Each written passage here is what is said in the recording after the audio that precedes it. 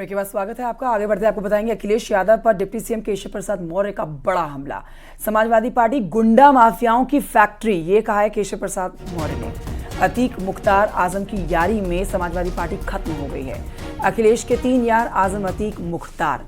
Samajwadi party को सनातन से नफरत, केशव प्रसाद मौर्य ने ये बड़ी बातें कही है। आइए सुनाते हैं आपको।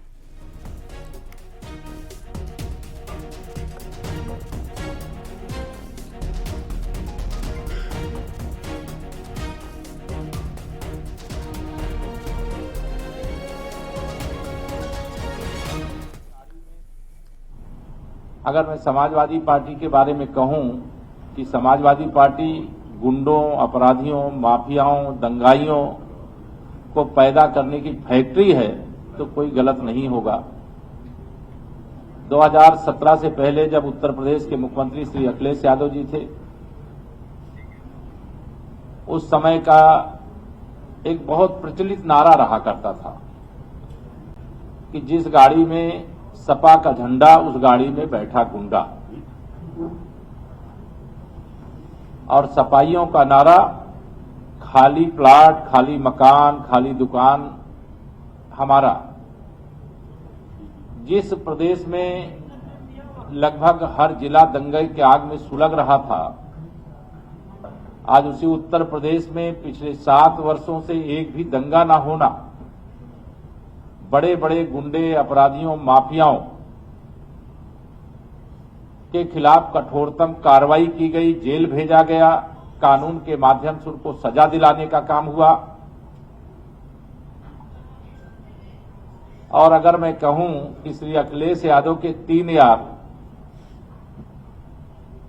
मोहम्मद आजम खां, अतीक अहमद और मुख्तार, यद्यपि 2 चले गए हैं, अब इस धरा में नहीं है, लेकिन ऐसे लोगों की यारी करने के कारण सपा सफा हो गई।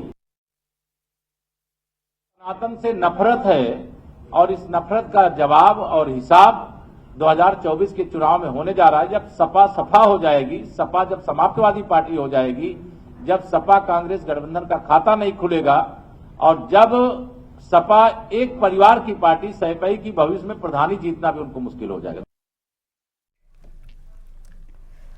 डिप्टी सीएम केशव प्रसाद मौर्य के बयान के बाद में अब समाजवादी पार्टी ने भी पलटवार किया है। समाजवादी पार्टी ने डिप्टी सीएम पर करारा हमला किया है।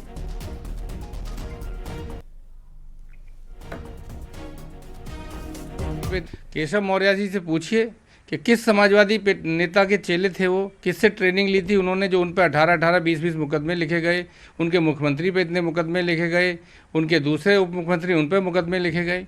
तो ये सारे के सारे मुकदमे जो उन पे खुद पे हैं, उनको शोभा नहीं देता। सूरज को दिया दिखाने जैसा है, एक उंगली दिखाते तो 4 उंगलियां उनकी तरफ इशारा करती हैं। सरकार के में आके मुकदमा वापस लेने से कोई शरीफ नहीं हो जाता। इस तरह चुनाव में जो निकम्मे लोग होते हैं, जो कोई काम नहीं करते, वो ऐसे आरोप लगाते हैं। 10 साल से केंद्र में सरकार है, 8 साल से प्रदेश में सरकार है, कोई कार्रवाई करी होती। तो केशव मौर्य जी पे कोई काम बताने को नहीं है, इसलिए लोगों को गुमराह करना चाहते हैं।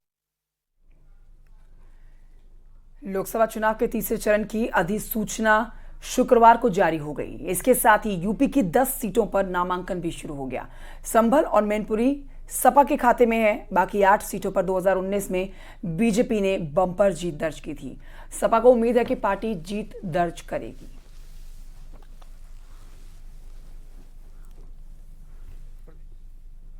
देश की जनता भारतीय जनता पार्टी की गलत नीतियों से, संविधान को ख़त्म करने से, आरक्षण को ख़त्म करने से, किसान नौजवान के रोजगार छीन लेने से परेशान हैं। और पहले फेज से ही लोग भारतीय जनता पार्टी के खिलाफ एकजुट होकर मतदान कर रहे हैं। तीसरे फेज में इलेक्शन आया है। यहाँ इस फेज में ज़रूर समाजवादी पार्टी की बहुत मजबूत सीटें हैं, लेकिन पहले फेज में भी बहुत बढ़िया समर्थन मिल रहा है और ये समर्थन तीसरे फेज में भी उसी तरह और बढ़ता रहेगा।